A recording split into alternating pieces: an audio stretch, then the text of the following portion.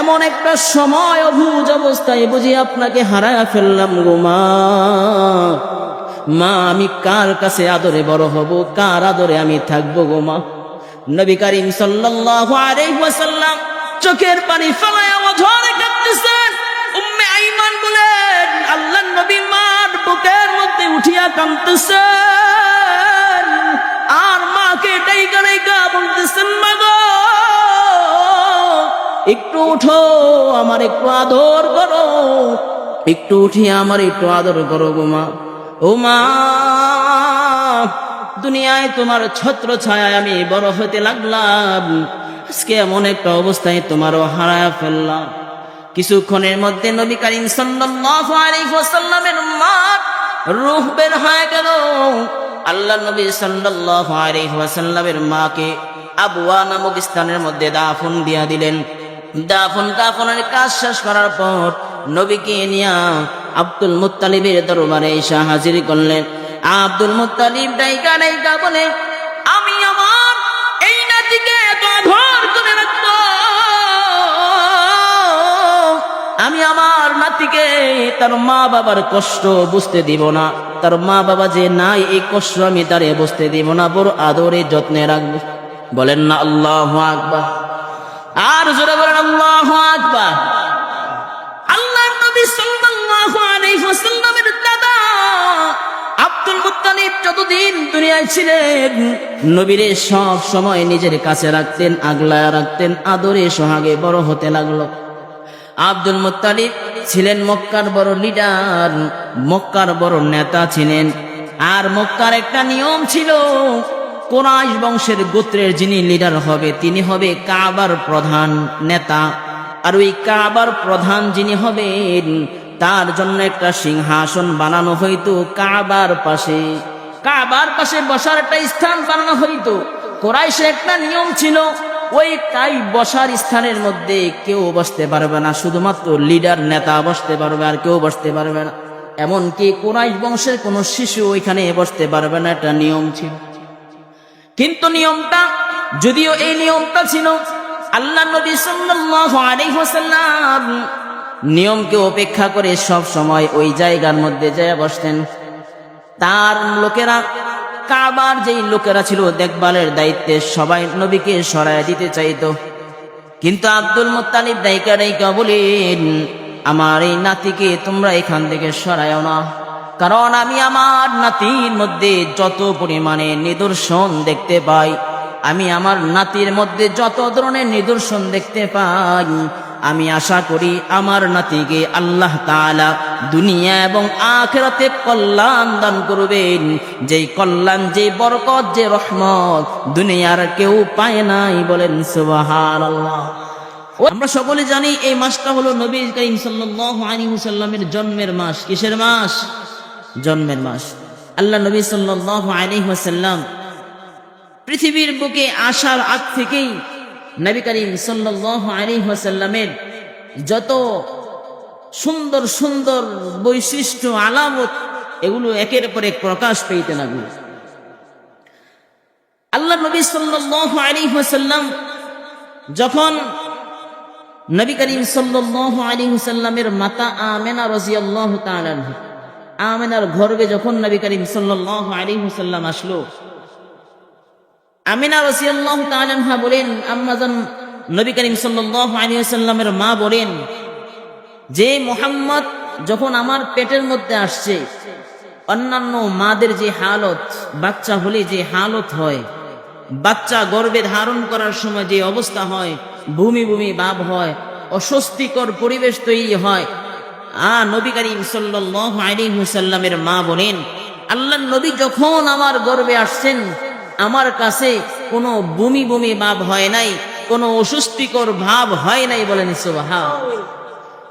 দুনিয়ার মাদের একটা নিয়ম, বাচ্চা যখন গর্ভে আসে দুনিয়ার মাদের পেট উঁচু হয়ে যায়, পেট বেড়ে যায়।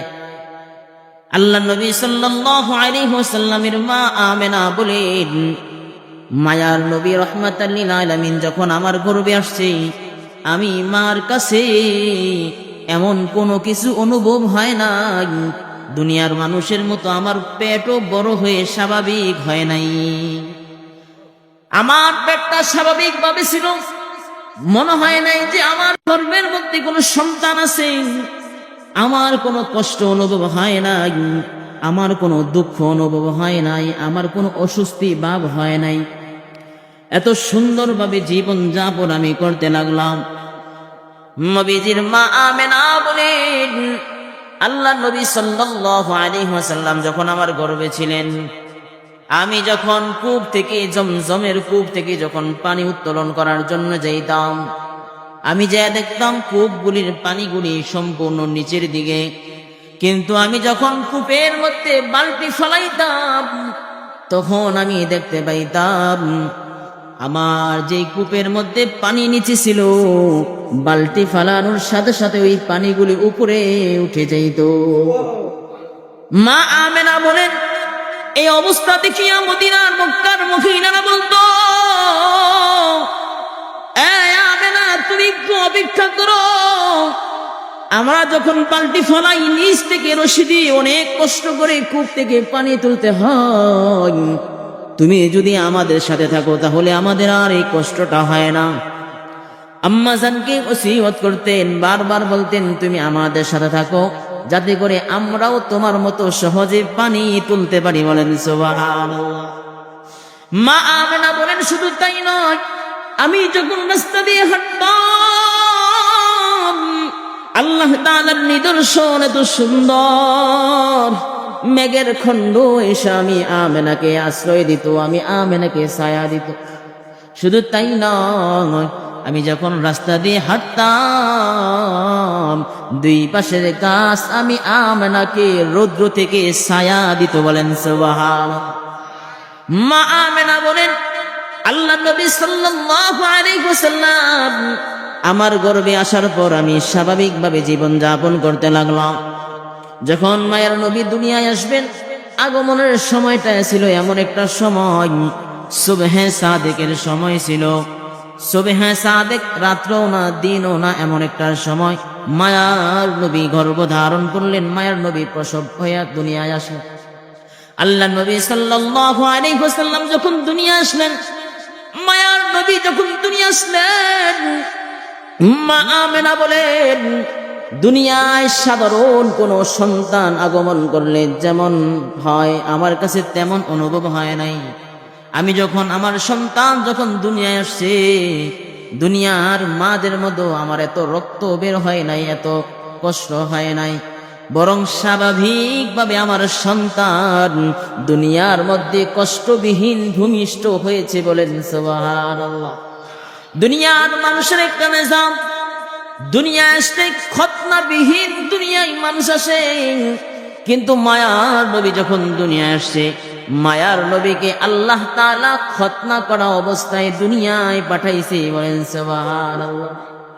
আল্লাহ নবী সাল্লাল্লাহু আলাইহি ওয়াসাল্লাম যখন দুনিয়ায় আসলেন, আমানা বলেন, দুনিয়ায় যখন মায়ের নবী আগমন করেন, তার আগের মুহূর্ত অবস্থাটা এমন ছিল, আল্লাহ নবী যখন দুনিয়ায় আসলেন, আল্লাহ নবীর অবস্থাটা এমন ছিল যে যখন দুনিয়ায় আসবেন আমার ঘরটা কেমন জানি আলোকিত হয়ে গেছে। শুধু তাই নয়, আমি লক্ষ্য করে দেখলাম আকাশের তারকাগুলি উজ্জ্বলে ঝলমল করতেছে, মনে হয় যেন এখনই খসে জমিনের মধ্যে পড়ে যাবে। বলেন সুবহান। আকাশের তারকাগুলি খসতেছে, ঝলমল করতেছে, ঝলমল করতেছে। মায়ার নবী যখন দুনিয়ায় আসলেন, আল্লাহ নবী আগমন করার সাথে সাথে সারা দুনিয়াটা আলোকিত হয়ে গেল। আল্লাহ নবীর আগমনে আরব রাষ্ট্রের সবচাইতে বড় বড় যে বিল্ডিং গুলি ছিল ওগুলো ধ্বংস হয়ে গেল। বলেন সুবহান।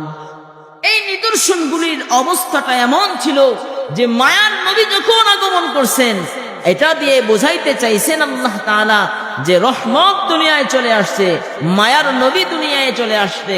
অতএব যত ধরনের জুলুম আছে, নির্যাতন আছে, যত ধরনের অত্যাচার আছে, সবগুলি আল্লাহ নবী সাল্লাল্লাহু আলাইহি ওয়াসাল্লামের উসিলায় সব আল্লাহ ধ্বংস করে দিয়েছে। বলেন সুবহান।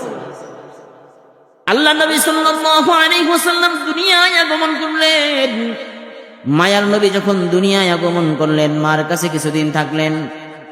আরবদের একটা নিয়ম ছিল যে মক্কায় যদি কেউ জন্মগ্রহণ করত, আরবের একটা নিয়ম ছিল, প্রথা ছিল যে এরা বিভিন্ন গ্রাম অঞ্চলে সন্তানদেরকে পাঠাইয়া দিত লালন পালন করার জন্য। বিভিন্ন গ্রাম অঞ্চলে পাঠাইয়া দিত, কারণ শহরের অবস্থাটা ছিল খুবই নাজুক, এখানে পরিবেশ এমন অনুকূল ছিল না ছোট বাচ্চাদের জন্য। আরবের একটা নিয়ম ছিল যে তাদের সন্তান হয়, তাদের সন্তানগুলোকে এরকম ভাবে গ্রাম অঞ্চলে পাঠায় দিত, গ্রাম অঞ্চলে পাঠায় দিত। এরকম আল্লাহ নবী সাল্লাল্লাহু আলাইহি ওয়াসাল্লামকে যখন নবী করিম সাল্লাল্লাহু আলাইহি ওয়াসাল্লাম দুনিয়া আসলেন, দুনিয়ায় আসার পর 3 দিন আল্লাহ নবী সাল্লাল্লাহু আলাইহি ওয়াসাল্লাম নিজের মার দুধ পান করলেন। 3 দিন পর আর দুধ পান করে নাই। এরপরে সুহাইবা নামক একটা বাদী ছিল আবু জাহেলের, ওই বাদীকে গোলামকে আজাদ করার পর ওই গোলাম থেকে দুধ পান করেছে নবী করিম সাল্লাল্লাহু আলাইহি ওয়াসাল্লাম। কিছুদিন দুধ পান করার পর আরব পুত্রের বনু সাআদ গোত্রের মহিলাদের একটা নিয়ম ছিল, দায়িত্ব ছিল, এদের একটা কাজ ছিল যে এরা ছোট বাচ্চা লালন পালন করে। বনু সাআদ গোত্রের একটা নিয়ম ছিল, এদের একটা বৈশিষ্ট্য ছিল যে এরা ছোট ছোট বাচ্চাদেরকে কি করে লালন পালন করে, কিছু মুনাফা আসে। বনু সাআদ গোত্রের মহিলারা মক্কার জমিনে চলে আসলো, সবাই আইসা এমন এমন সুন্দর সুন্দর বাচ্চা খুঁজতেছে, দুধ পান করার জন্য বাচ্চা খুঁজতেছে। বনু সাআদ গোত্রের একজন মহিলা আম্মা জান হালিমাতুস সাদিয়া রাদিয়াল্লাহু তাআলা আনহা, নবী করিম সাল্লাল্লাহু আলাইহি ওয়াসাল্লামের দুধমা হালিমাতুস সাদিয়া নবীর দরবারে এসে উপস্থিত হয়। এর আগে অনেক মহিলারা নবী করিম সাল্লাল্লাহু আলাইহি ওয়াসাল্লামের কাছে আসছে, যখন শুনতে পারছে কুরাইশ গোত্রের এই লোকটার বাবা নাই, এই বাচ্চাটার এই শিশুটার বাচ্চা নাই, তখনই তারা শিশুর বাচ্চা নাই দেখা, বাবা নাই দেখা মায়ার নবী থেকে মুখ ফিরায় নিত। আল্লাহর নবী থেকে তারা মুখ ফিরায় নিত, বলতে শিশুর বাচ্চা নাই, এই শিশুর অভিভাবক নাই, এই শিশু থেকে আমরা বেশি মুনাফা আশা করতে পারি না। এজন্য মায়ার নবীর সন্তান, মায়ার নবীর কাছ থেকে তারা চলে যাইত। সন্ধ্যা যখন হয়ে যায়, হালিমাতুস সাদিয়া রাদিয়াল্লাহু তাআলা আনহা বলেন, আমরা যদি খালি হাতে চলে যাই বিষয়টা অনেক খারাপ দেখা যায়, আমরা খালি হাতে যাব না, বরং আমরা একটা ছোট্ট বাচ্চা হলেও নিয়ে যাব। হালিমাতুস সাদিয়া রাদিয়াল্লাহু তাআলা আনহা মায়ার নবীর কাছে আসলেন। আল্লাহ নবী সাল্লাল্লাহু আলাইহি ওয়াসাল্লামের কাছে হালিমাতুস সাদিয়া আসলেন। মায়ার নবীর চেহারা যখন দেখলেন, হালিমাতুস সাদিয়া বলেন, মায়ার নবীর চেহারা দেখার পরে আমি আমার নবীর চেহারার প্রেমে পড়ে গেছি। বলেন সুবহানাল্লাহ। হালিমাতুস সাদিয়া বড় আশ্চর্য হয়ে গেলেন, এত সুন্দর চেহারাওয়ালা মানুষ কি দুনিয়ায় হয় নাকি? এত সুন্দর চেহারা, এত সুন্দর আকৃতি, এত সুন্দর গঠন চেহারাওয়ালা মানুষ কি দুনিয়ায় হয় নাকি? হালিমাতুস সাদিয়া নবীর চেহারা দেখে বড় আশ্চর্য হয়ে গেলেন। হালিমাতুস সাদিয়া সন্তানকে, মায়ার নবীকে যখন কোলের মধ্যে নিলেন, হালিমাতুস সাদিয়া বলেন, আমি যখন মায়ার নবীকে কোলে নিয়া আমার স্তনের মধ্যে মায়ের নবীর মুখ লাগাইলাম, আমার স্তনগুলো ছিল দুধে শূন্য। মায়ার নবীর মুখ লাগার সাথে সাথে সম্পূর্ণ স্তনগুলো দুধে পরিপূর্ণ হয়ে গেছে। বলেন সুবহানাল্লাহ। আল্লাহর নবীর বরকত আমি দেখতে পাইলাম। হালিমাতুস সাদিয়া বলে, এত কোনো সাধারণ মানুষ নয়, এত কোনো সাধারণ শিশু নয়, এর মধ্যে অনেক বরকত আমি একের পর এক দেখতে পাইলাম, অনেক রহমত একের পর এক দেখতে পাইলাম। হালিমাতুস সাদিয়া বলে, আমি এই সন্তানকে নিয়ে আমার বাড়ির মধ্যে ফিরে যাইব, আমি আর কাউকে নিব না। হালিমাতুস সাদিয়া নিজের বাহনের মধ্যে উঠলেন, তার স্বামী ছিল, স্বামীকে সামনের মধ্যে বসাইলেন। হাদিসের মধ্যে বর্ণনাকারী বলেন যে যখন হালিমাতুস সাদিয়ার স্বামীকে হালিমার সামনে বসাইলেন, সাথে সাথে বাহনটা জমিনের মধ্যে বসে গেল। হালিমাতুস সাদিয়া বললেন, কি বাবা, যে বাহনে চড়ে আমি মক্কায় আসলাম, এই বাহনটা দুর্বল ছিল, কিন্তু এত দুর্বল ছিল না যে বাহনটা এখন বসে গেল। হালিমাতুস সাদিয়া স্বামীকে ডাকিয়া বলে, স্বামী আমার, তুমি একটু নেমে আমার পিছনে যাও, আমি একটু সামনের মধ্যে বসে দেখি কি অবস্থা। হালিমাতুস সাদিয়া শিশু মুহাম্মদুর রাসূলুল্লাহ সাল্লাল্লাহু আলাইহি ওয়াসাল্লামকে নিয়ে যখন বাহনের সামনে বসলেন, অটোমেটিক বাহন দাঁড়ায়া দ্রুত গতিতে হাঁটতে লাগলো। বলেন সুবহানাল্লাহ। শুধুমাত্র এমন দ্রুত গতিতে হাঁটতে লাগলো, হালিমাতুস সাদিয়াকে ওই বনু সাদ গোত্রের মহিলারা ডাইকা বলে, ও হালিমা, এটা কি তোমার সেই বাহন নয় যেই বাহনটা ছিল জীর্ণ শীর্ণ? আমাদের সাথে তুমি যখন মক্কায় গেলা, আমাদের সাথে যখন তুমি মক্কায় গেলা, মক্কায় যাওয়ার সময় তোমার এই বাহনটার অবস্থাটা এমন ছিল, জীর্ণ শীর্ণ ছিল, আমাদের পিছনে পয়রা ছিল। এখন এমন অবস্থা, এই বাহনটা এত মোটা তাজা হয়ে গিয়েছে যে আমাদেরকে অতিক্রম করে সবার আগে তিনি তার ঘরের মধ্যে পৌঁছা গেছে। বলেন সুবহানাল্লাহ। এত সুন্দর বরকতময় হয়ে গেল। হালিমাতুস সাদিয়া বলে, শুধু তাই নয়, আল্লাহ তাআলা নবীর বরকতে আমার এত পরিমাণে বরকতপূর্ণ বানায় দেন। হালিমাতুস সাদিয়া বলেন, আল্লাহ নবী সাল্লাল্লাহু আলাইহি ওয়াসাল্লাম যখন আমার ঘরের মধ্যে আসার সাথে সাথে আমার অবস্থাটা এমন ছিল, তখন বনু সাদ গোত্রের মধ্যে দুর্ভিক্ষ চলতেছে। হালিমাতুস সাদিয়া বলেন, আমার যতগুলি পশু ছিল, যতগুলি বকরি ছিল, কোনো বকরির ওলানের মধ্যে দুধ ছিল না। নবী, মায়ার নবী যখন আমার ঘরের মধ্যে আসলো, মায়ার নবীর বরকতে আমার প্রত্যেকটা পশুর ওলানের মধ্যে দুধে টইটুম্বুর হয়ে গেছে। বলেন সুবহানাল্লাহ। আল্লাহ নবী সাল্লাল্লাহু আলাইহি ওয়াসাল্লামের বরকতে, রহমতে হালিমাতুস সাদিয়া শুধু বরকত দেখতেছেন। শুধু তাই নয়, হালিমাতুস সাদিয়া বলে, আমার পার্শ্ববর্তী লোকেরা আমারে বলতো, হালিমা, তোমার বকরিগুলি যেই মাঠের মধ্যে চড়াও, আমাদের বকরিগুলো সেই মাঠের মধ্যে নিয়ে যাও, কারণ তোমার বকরিগুলি সকাল সন্ধ্যাবেলা ঘরের মধ্যে আসে, তখন ওলারের মধ্যে দুধে টইটুম্বুর থাকে, কিন্তু আমাদের বকরিগুলি যখন আমাদের ঘরে সন্ধ্যাবেলা আসে, তখন দেখতে পাই দুধে শূন্য, কোনো দুধ নাই, চেহারা শুরুত বকরিগুলো তো ভালো দেখি না। কারণ কি?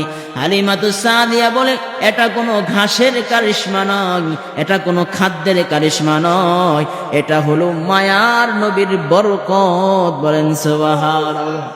এটা ছিল মায়ার নবীর বরকত। হালিমাতুস সাদিয়া বলেন, যখন মায়ার নবী আমার ঘরের মধ্যে থাকতে লাগলো, যখন বয়স 6-7 বছর হয়ে যায়, হালিমাতুস সাদিয়া বলেন, যখন দুধ খাওয়ানোর সময় শেষ হয়ে যায়, আমি মায়ার নবীকে নিয়ে তার বাড়ির মধ্যে চলে গেলাম তার মার কাছে বোঝায় দেওয়ার জন্যে।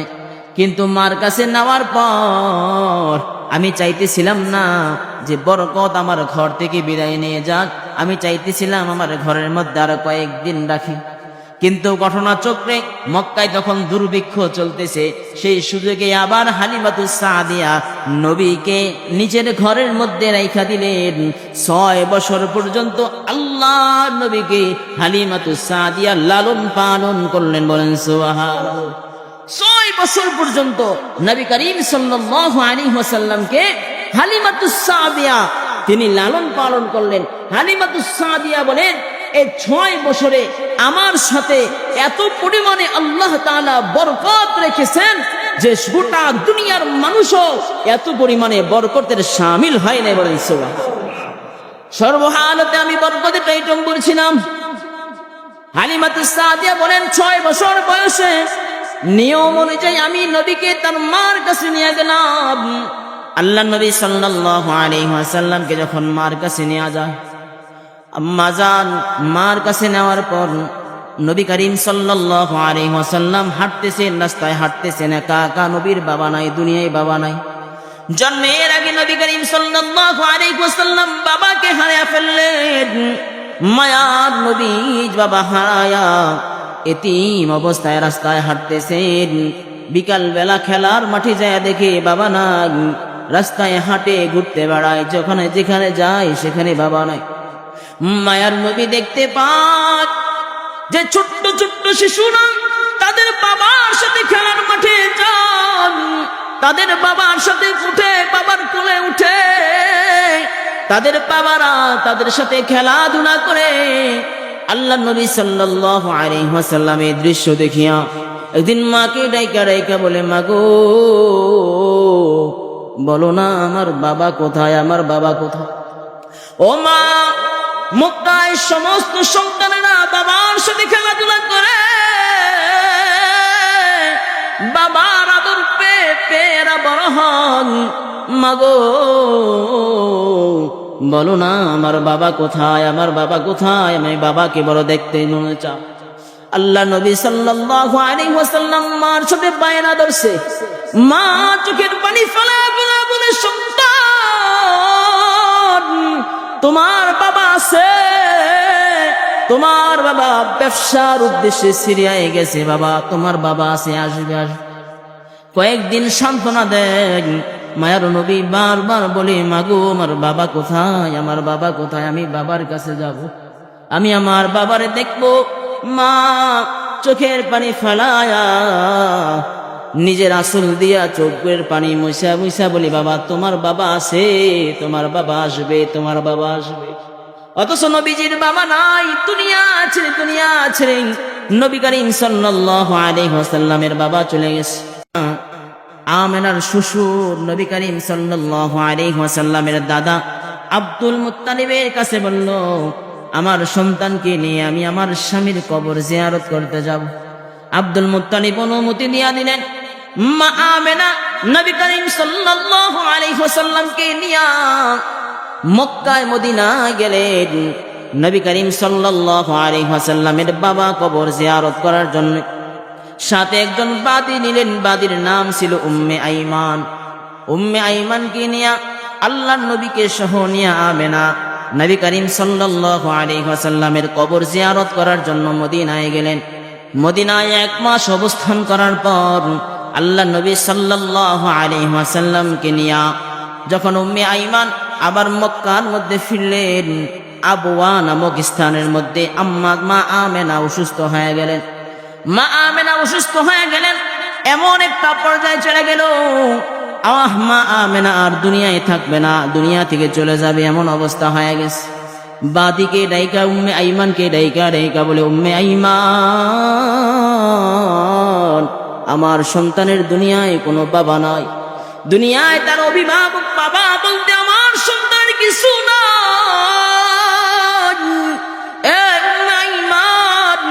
আমার অবস্থাটা এমন হয়ে গেল, মনে হয় না আমিও আর বেশিক্ষণ সময় দুনিয়ায় বাঁচব, আমিও আর বেশিক্ষণ সময় দুনিয়ায় থাকবো না, আমিও দুনিয়া ছেড়ে চলে যাব। তবে আমি যাওয়ার আগে তোমার কাছে একটা ওসিয়ত করে যাই, আমার মৃত্যুর পরে আমার এই সন্তানটাকে তার দাদার কাছে নিয়ে দিবা, আর বলবা যেন বড় মায়ার চাদর দিয়া, বাবা মার আদর দিয়া যেন তার একটু দেখাশোনা করে, লালন পালন করে। এই দায়িত্বটা তোমার কাছে দিয়া দিলাম। নবীর অবস্থাটা এমন, নবীর মাত্র 6 বছর বয়স। আল্লাহর নবী তার মাকে ধরে বলে, মা গো, দুনিয়ায় জন্মের আগে বাবা হারাইলাম, এমন একটা সময় অবুঝ অবস্থায় বুঝি আপনাকে হারায়া ফেললাম গো মা। মা, আমি কার কাছে আদরে বড় হব, কার আদরে আমি থাকবো গো মা? নবী করিম সাল্লাল্লাহু আলাইহি ওয়াসাল্লাম চোখের পানি ফেলায়া অঝরে কাঁদতেছেন। উম্মে আইমান বলেন, আল্লাহর নবী মার বুকের মধ্যে উঠিয়া কাঁদতেছেন, আর মাকে ডাইকা ডাইকা বলতেছেন, মা গো, একটু উঠো, আমার একটু আদর করো, একটু উঠিয়া আমার একটু আদর করো গো মা। ও মা, দুনিয়ায় তোমার ছত্র ছায়া আমি বড় হতে লাগলাম, আজকে এমন একটা অবস্থায় তোমারও হারায়া ফেললাম। কিছুক্ষণের মধ্যে নবী করিম সাল্লাল্লাহু আলাইহি ওয়াসাল্লামের মার রূহ বের হয়ে গেল। আল্লাহ নবী সাল্লাল্লাহু আলাইহি ওয়াসাল্লামের মাকে আবওয়া নামক স্থানের মধ্যে দাফন দিয়া দিলেন। দাফনের কাজ শেষ করার পর নবীকে নিয়ে আব্দুল মুত্তালিবের দরবারে এসে হাজির করলেন। আব্দুল মুত্তালিব ডাইকা ডাইকা বলে, আমি আমার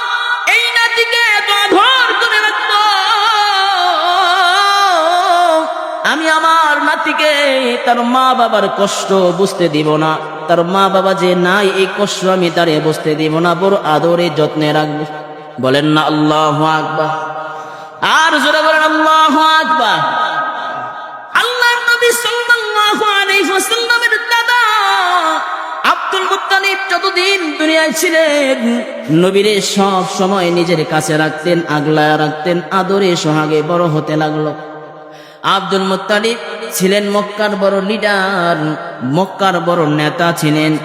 আর মক্কার একটা নিয়ম ছিল, কুরাইশ বংশের গোত্রের যিনি লিডার হবে তিনি হবে কাবার প্রধান নেতা। আর ওই কাবার প্রধান যিনি হবেন তার জন্য একটা সিংহাসন বানানো হইতো কাবার পাশে, কাবার পাশে বসার একটা স্থান বানানো হইতো। কুরাইশের একটা নিয়ম ছিল, ওই বসার স্থানের মধ্যে কেউ বসতে পারবে না, শুধুমাত্র লিডার নেতা বসতে পারবে, আর কেউ বসতে পারবে না। এমনকি কুরাইশ বংশের কোনো শিশু ওইখানে বসতে পারবে না, একটা নিয়ম ছিল। কিন্তু নিয়মটা, যদিও এই নিয়মটা ছিল, আল্লাহ নবী সাল্লাল্লাহু আলাইহি ওয়াসাল্লাম নিয়মকে উপেক্ষা করে সব সময় ওই জায়গার মধ্যে যায় বসতেন। তার লোকেরা, কাবার যেই লোকেরা ছিল দেখভালের দায়িত্বে, সবাই নবীকে সরায় দিতে চাইতো। কিন্তু আব্দুল মুত্তালিব ডাইকা ডাইকা বলেন, আমার এই নাতিকে তোমরা এখান থেকে সরায়ও না, কারণ আমি আমার নাতির মধ্যে যত পরিমাণে নিদর্শন দেখতে পাই, আমি আমার নাতির মধ্যে যত ধরনের নিদর্শন দেখতে পাই, আমি আশা করি আমার নাতিকে আল্লাহ তাআলা দুনিয়া এবং আখিরাতে কল্যাণ দান করবেন, যেই কল্যাণ, যে বরকত, যে রহমত দুনিয়ার কেউ পায় নাই। বলেন সুবহানাল্লাহ। ওই স্থানে শুধুমাত্র নবী করিম সাল্লাল্লাহু আলাইহি ওয়াসাল্লাম বসতেন, আর কাউকে বসতে দেওয়া হইতো না। শুধু তাই নয়, আল্লাহ নবী সাল্লাল্লাহু আলাইহি ওয়াসাল্লামকে তার দাদা এত পরিমাণে মুহাব্বত করেছে, এত পরিমাণে মুহাব্বত করেছে, বর্ণনার মধ্যে পাওয়া যায়, সিরাতের কিতাবের মধ্যে পাওয়া যায়। আল্লাহ নবী সাল্লাল্লাহু আলাইহি ওয়াসাল্লামকে এত পরিমাণে আব্দুল মুত্তালিব মুহাব্বত করতেন। একবার ঘটনা চলবে, আব্দুল মুত্তালিবের উট হারায় গেল। যখন উট হারায় গেছে, সবাই তন্ন তন্ন করে করে করে করে পুরা মক্কার জমিনে খুঁজতেছে, কোথাও পায় না। লোক লাগায় দিয়েছে, সবাই তন্ন তন্ন করে খুঁজতেছে, কোথাও উটের সন্ধান মিলে না, কোথাও উটের সন্ধান মিলে না। আব্দুল মুত্তালিব বলেন, এই উট কেউ বের করতে পারবে না, আমার একজন নাতি আছে, ওই নাতি বের করতে পারবে, এছাড়া কেউ বের করতে পারবে না। কারণ কি বলে, আমার নাতি বড় রহমতওয়ালা, বড় বরকতওয়ালা। আমার নাতি যেই কাজের মধ্যে হাত দেয় আল্লাহ তাআলা সেটাকে বরকতময় করে দেয়। বলেন সুবহানাল্লাহ। আমার নাতি যেই কাজটা করার জন্য বলে, আল্লাহ তাআলা এই কাজটাকে সহজ করে দেয়। কারণ আল্লাহ তাআলা মায়ার নবীকে কখনো অপমান করে না। মায়ার নবীকে আল্লাহ যেমন ভালোবাসতো, দুনিয়ার মানুষও আল্লাহর নবীকে মুহাব্বত করত, ভালোবাসতো। বলেন সুবহানাল্লাহ। মায়ার নবীর কাছে যখন এই সংবাদ পৌঁছিয়া যায়, আল্লাহর নবী বের হয়ে গেলেন উট তালাশ করার জন্য। উট তালাশ করতে করতে করতে করতে সন্ধ্যা গণায়া গেল। সন্ধ্যা হয়ে যায়, এখনো নবীজির কোনো খোঁজ খবর নাই। যখন রাত্র হয়ে যায়, রাত্র হয়ে যাওয়ার পর নবীজির কোনো খোঁজ খবর নাই। আব্দুল মুত্তালিব কোনো পেরেশানির মধ্যে পড়ে গেলেন। আব্দুল মুত্তালিব বলেন, উট হারায় পেরেশানির মধ্যে পড়ল, আবার ওদিক দিয়ে নাতিকে হারায় বড় পেরেশান। আব্দুল মুত্তালিব বলেন, উট হারায় গেছে, আমার কোনো দুঃখ নাই, আমার কোনো আফসোস নাই, কিন্তু আমার নাতি যদি হারায় যায়, উট গেলে উট পাওয়া যাবে, নাতি গেলে নাতি পাওয়া যাবে না। আব্দুল মুত্তালিব বড় পেরেশানির মধ্যে চলে গেলেন। আব্দুল মুত্তালিব পুরা মক্কায় এলান করে দিলেন, সবাই তন্ন তন্ন করে উট তালাশ করা লাগবে না, আমার নাতি কোথায় আছে সেটা তোমরা বের করো। আব্দুল মুত্তালিব বলেন, আমি পেরেশানির টেনশনের কারণে আমি অসুস্থ হয়ে গেলাম। কিছুক্ষণ পর দেখলাম আমার নাতি মুহাম্মাদুর রাসূলুল্লাহ সাল্লাল্লাহু আলাইহি ওয়াসাল্লাম উটের রশি ধরে আমি দাদার নিকট হাজির হয়ে গেছে। বলেন সুবহানাল্লাহ। আব্দুল মুত্তালিব বলেন, আমি পেরেশানিতে অসুস্থ হয়ে গেলাম, কিন্তু মায়ার নবীর চেহারা দেখিয়া আমি আব্দুল মুত্তালিব আবার পুনরায় সুস্থ হয়ে গিয়েছি। বলেন সুবহানাল্লাহ। অতএব মায়ার নবী আমার আপনার নবীকে আব্দুল মুত্তালিব বড় আদর করতেন, বড় মুহাব্বত করতেন, বড় ভালোবাসতেন। কারণ নবীর মধ্যে অনেক সুন্দর আখলাক ছিল, অনেক সুন্দর চরিত্র ছিল, অনেক সুন্দর চেহারা ছিল। নবীর বৈশিষ্ট্য ছিল অন্যরকম। বলেন সুবহানাল্লাহ। সবচেয়ে ভিন্ন বৈশিষ্ট্য অধিকারী ছিল আমার আপনার নবী। শুধু তাই না, আব্দুল মুত্তালিবের কাছে লালন পালন হতে লাগলেন। কিছুদিন পর আব্দুল মুত্তালিব দুনিয়া ছেড়ে অন্ধকার কবরের বাসিন্দা হয়ে যায়। আব্দুল মুত্তালিব যখন দুনিয়া ছেড়ে চলে যান, আব্দুল মুত্তালিব তার পুত্র আবু তালেবের হাতে নাতিকে তুইলা দিয়া বলে, এ আমার সন্তান, আমার এই নাতির বাবা নাই, আমার এই নাতির দুনিয়ায় মা নাই, আমার এই নাতি দুনিয়ায় বড় এতিম। এই সন্তান, আমি তোমার কাছে একটা ওসিয়ত করে যাই, সাবধান, দুনিয়ায় আমার এই নাতিকে কোনো কষ্ট দিবা না, আমার এই নাতি যেন কোনো কারণে কোনো কষ্ট না পায়, এই ওসিয়তটা তোমার কাছে করে দিলাম, আর আমার নাতিরে তোমার হাতে সুপুর্দ করে দিলাম। আবু তালেবের হাতে তার দাদা তার নাতিকে মুহাম্মদুর রাসূলুল্লাহ সাল্লাল্লাহু আলাইহি ওয়াসাল্লামকে সুপুর্দ করে দেন। আবু তালেব বলেন, আমি আমার ভাতিজাকে এত আদর যত্ন করে রাখলাম, দুনিয়াতে আমি যতদিন বেঁচে ছিলাম কোনো কষ্ট আমার ভাতিজাকে কোনো কষ্ট পায় নাই। বলেন সুবহানাল্লাহ। নবীর কোনো কষ্ট হতে দেয় নাই, কোনো বিপদ আপদ মুসিবত যতদিন নবী করিম সাল্লাল্লাহু আলাইহি ওয়াসাল্লামের চাচা বেঁচে ছিলেন ততদিন নবীর গায়ে কেউ আঘাত করার সাহসও পায় নাই। বলেন সুবহানাল্লাহ। এত পরিমাণে আগলায় রাখলেন। শুধু তাই না, যখন ব্যবসার উদ্দেশ্যে যাবেন সিরিয়ায়, আরবদের একটা নিয়ম ছিল ব্যবসা বাণিজ্য করা। আরবদের একটা প্রাচীন নিয়ম হলো ব্যবসা বাণিজ্য করা। যখন ব্যবসার জন্য সিরিয়ায় যাবেন, সিরিয়ায় যাওয়ার পথেই নবী করিম সাল্লাল্লাহু আলাইহি ওয়াসাল্লামকে রেখে যাওয়ার সিদ্ধান্ত হয়েছিল।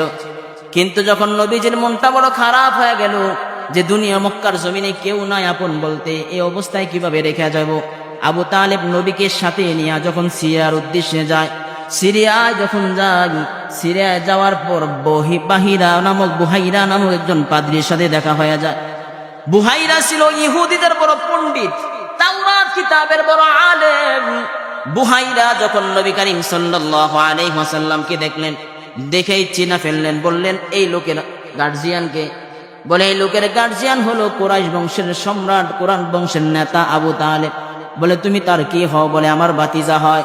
বলে, এই লোকের মধ্যে যে নিদর্শনগুলো আমি দেখতে পেয়েছি সবগুলি নিদর্শন আল্লাহ তাআলা তাওরাত কিতাবের মধ্যে লিখে রেখেছেন। বলেন সুবহানাল্লাহ। নবীজির আগমনের কথা পূর্ববর্তী যত কিতাব আছে সব কিতাবের মধ্যে লিপিবদ্ধ করছেন। তাওরাত কিতাবের মধ্যে নবীজি যে আগমন করবেন, কখন, কোথায়, কোন মুহূর্তে আগমন করবেন, সব কিছু লিপিবদ্ধ করা আছে। বলেন সুবহানাল্লাহ। ওই ইহুদিদের পণ্ডিত নবীকে দেখা চিন্না ফেলেন। বলেন, তুমি এই লোকটাকে দেখা কিভাবে চিনলা? বলে, এই লোকের যে বৈশিষ্ট্য এগুলো তাওরাত কিতাবের মধ্যে লেখা আছে। যদি বিশ্বাস না হয় তাহলে এই লোকের পিঠের মধ্যে তাকায়া দেখো, ওই পিঠের মধ্যে নবী করিম সাল্লাল্লাহু আলাইহি ওয়াসাল্লামের পিঠের মধ্যে মোহরে নবুয়ত আছে। যখন পিঠ থেকে কাপড় সরাইলো নবীজি, পিঠের মধ্যে দেখতে পাইলো সত্যকারে মোহরে নবুয়ত বিদ্যমান। বলেন সুবহানাল্লাহ। মোহরে নবুয়ত দেওয়া। শুধু তাই না, বুহাইরা বলল, নবীজি যখন রাস্তা দিয়ে হাইটা যাইতেছেন, নবীর হাঁটার সাথে সাথে প্রচন্ড রোদের মধ্যে দুই পাশ থেকে মেঘমালা আইসা নবীর ছায়া দিয়েছে। বলেন সুবহানাল্লাহ। বুহাইরা বলল, শুধু তাই নয়, নবীজির খাতিরে, নবীজির উসিলায় বুহাইরা চিন্তা করলো এদেরকে মেহমানদারি করানোর প্রয়োজন। বুহাইরা নবীজির খাতিরে এদেরকে মেহমানদারি করাইলো। মেহমানদারি করানোর সময় যখন দেখলো নবী করিম সাল্লাল্লাহু আলাইহি ওয়াসাল্লাম অনুপস্থিত, কোথায় নবীজি? বলে, নবীজি বকরি চড়ানোর জন্য মাঠের মধ্যে গেছেন। নবীকে ডাকা হইল। নবী করিম সাল্লাল্লাহু আলাইহি ওয়াসাল্লাম যখন আসলেন, আয়েশা দেখে সবাই একত্রিত একটা গাছের ছায়ার নিচে বসে আছে, কিন্তু আর কোনো ছায়া অবশিষ্ট নাই। নবী করিম সাল্লাল্লাহু আলাইহি ওয়াসাল্লাম মাটির মধ্যে বসে গেলেন। নবী যখন মাটির মধ্যে বসে গেছে, সাথে সাথে গাছ তাদের থেকে ফিরিয়া নবীর দিকে আয়েশা ছায়া দিতেছে। বলেন সুবহানাল্লাহ। বুহাইরা এত এত নিদর্শন দেখে বলল, আর কোন নিদর্শন দেখা লাগবে না, সবগুলি নিদর্শন তাওরাত কিতাবের মধ্যে আছে, আর সবগুলি এই বাচ্চার সাথে সমন্বিত হয়ে গেছে। অতএব আর দেরি করা যাবে না, নিঃসন্দেহে বলা যায় এই বাচ্চাটা হবে জমানার শ্রেষ্ঠ নবী মুহাম্মদুর রাসূলুল্লাহ। সুবহানাল্লাহ। আল্লাহ নবী সাল্লাল্লাহু আলাইহি ওয়াসাল্লামের নিদর্শন একের পর এক প্রকাশ হইতে লাগলো, এমন ভাবে প্রকাশ হইতে লাগলো, একের পর এক নিদর্শন প্রকাশ হইতে লাগলো। শুধু তাই নয়, নবী যখন হাইটা যায়, রাস্তার গাছগুলি নবীকে পর্যন্ত সালাম জানাইতো। বলেন সুবহানাল্লাহ। এত পরিমাণে নবীকে আগলায় রাখতো। সমুদ্রের মাছ, রাস্তার গাছ, আকাশের মেঘমালা সবগুলি নবীকে ছায়া দিত। নবীর জন্য সব সময় পাগল ছিল। কিন্তু আমরা মুসলমান হইয়াও এখনো নবী চিনতে পারি নাই। কথা বলেন ঠিক কিনা? আমরা মুসলমান হয়ে এখনো নবী চিনতে পারি নাই। আমাদের লেবাসের দিকে তাকাইলে, আমাদের সুরতের দিকে তাকাইলে মনে হয় না আমরা নবী চিনছি। কথা বলেন ঠিক? কথা বলেন। আমাদের যে আদর্শ, আমাদের যে আখলাক থাকার দরকার ছিল, ওগুলো কি আমাদের আছে? মাথার দিকে তাকাইলে মনে হয় না আপনি নবীর সুন্নাত তরিকার মধ্যে চুল কাটছেন। কথা বলেন ঠিক না? আপনি নবীকে যতটুক চিনছেন তার থেকে বেশি খেলোয়াড়দেরকে চিনছেন। কথা বলেন ঠিক না? বিশ্বাস হয় না? আপনার সন্তান নবীকে যতটুক চিনছে তার থেকে বেশি চিনছে মেসি নেইমারকে। কথা বলেন ঠিক না? আপনার সন্তান নবীকে যতটুকু চিনছে তার থেকে বেশি চিনছে সিনেমার নায়ক নায়িকাদেরকে। কথা বলেন ঠিক কিনা? এদের লেবাসের দিকে তাকাইলে, পোশাকের দিকে তাকাইলে, আখলাকের দিকে তাকাইলে শুধুমাত্র বিধর্মীদের কালচারে দেখা যায়, নবীর আদর্শ দেখা যায় না। কথা বলেন ঠিক কিনা?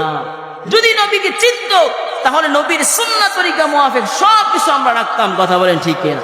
ভাইয়ারা আমার, আসুন আমরা নবী চিনি, নবীর সুন্নাহকে ফলো করি, ইসলাম অনুযায়ী জীবন যাপন করি। পারবো তো ইনশাআল্লাহ?